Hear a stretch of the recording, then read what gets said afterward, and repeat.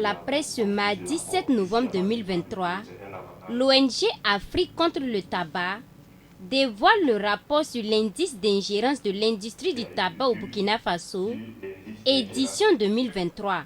Contrairement aux années 2021 et 2022, où on enregistrait respectivement un score de 57 et 48 points sur 100, le rapport de cette année donne un score de 42 points sur 100.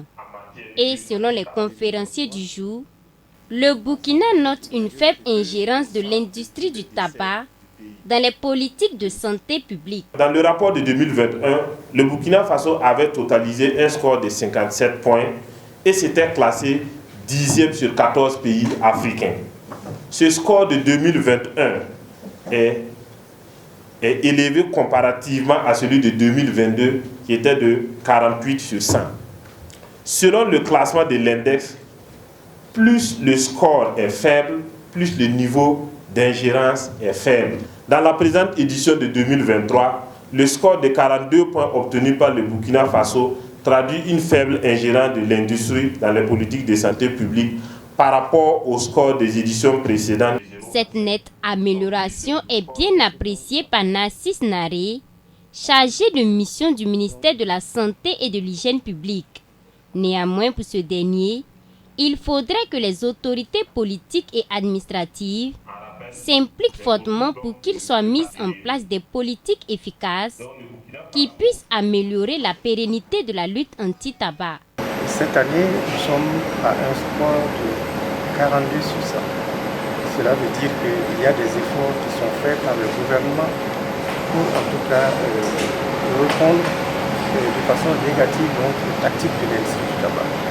Donc nous apprécions positivement cette évolution favorable à la mise en œuvre de la lutte anti-tabac dans notre pays. Le modèle d'investissement pour la lutte anti-tabac au Burkina renseigne que près de 4700 personnes meurent chaque année des suites de maladies liées au tabac, soit 2% de tous les décès du pays.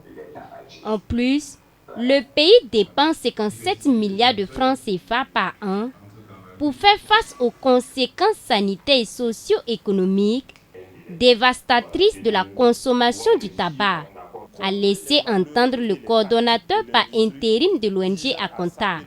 Malgré le score de 42 enregistré par le Burkina, il reste encore des défis à relever en matière de lutte anti-tabac, selon Adama Zongo, d'où ces recommandations faites à l'endroit du gouvernement. Ces recommandations se résument à l'annulation de l'arrêté portant système de suivi et de traçabilité des produits du tabac basé sur les normes Quantify.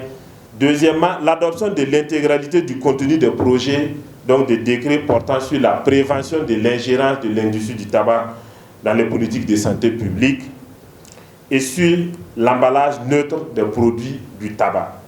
Troisièmement, l'adoption du projet de décret réorganisant et améliorant le fonctionnement du Comité national de lutte contre le tabac au Burkina Faso. Quatrièmement, la finalisation et la mise en œuvre du programme national de lutte contre le tabac.